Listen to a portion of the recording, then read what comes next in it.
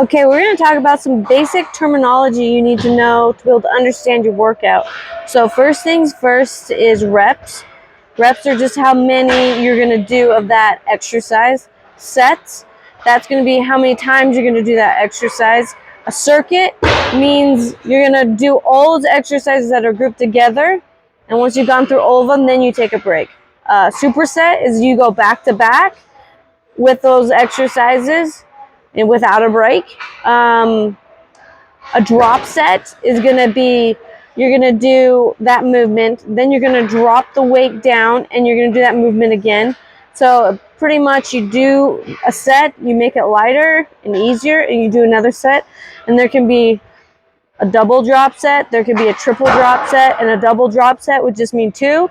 Triple drop set would just mean 3, and so on and so forth. The other things you're going to really need to know is tempo.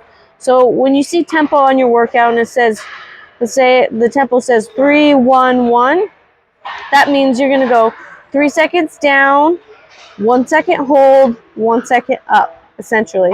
Or 3 seconds down on the eccentric part of the movement, 1 second on the isometric part of the movement, and 1 second on the concentric part of the movement. What does that mean? So if I'm doing a squat, 3 seconds down means I'm going down into my squat.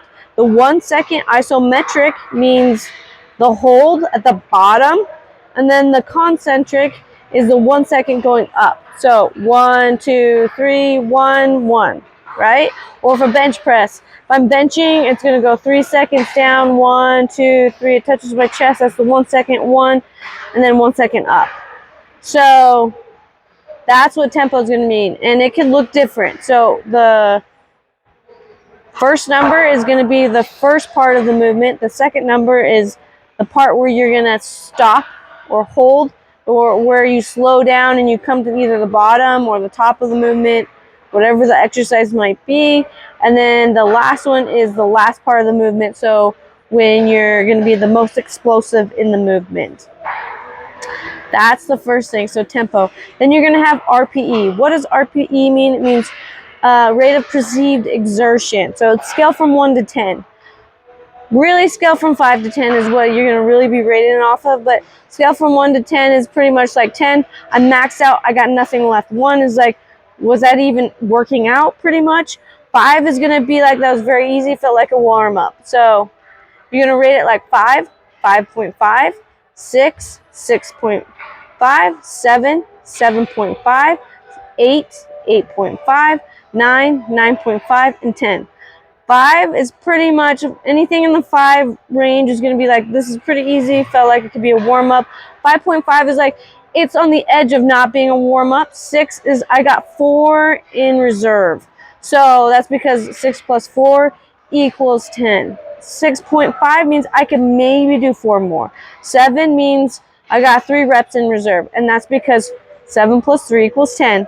And 7.5 is going to be, I maybe could do 3 more, and so on and so forth. Same thing with 8, same thing with 9. If you're doing a 9, that means I could confidently do 1 more rep.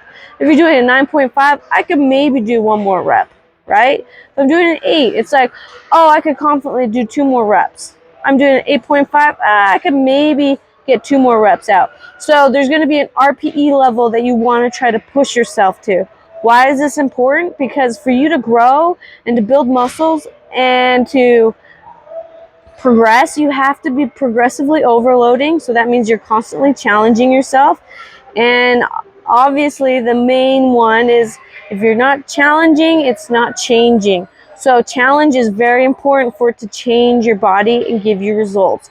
The other one is RIR. You're going to see that. And that just means reps in reserve. So how many more reps could you have done? It's essentially close to the rate of perceived exertion. It's just using a different type of rating.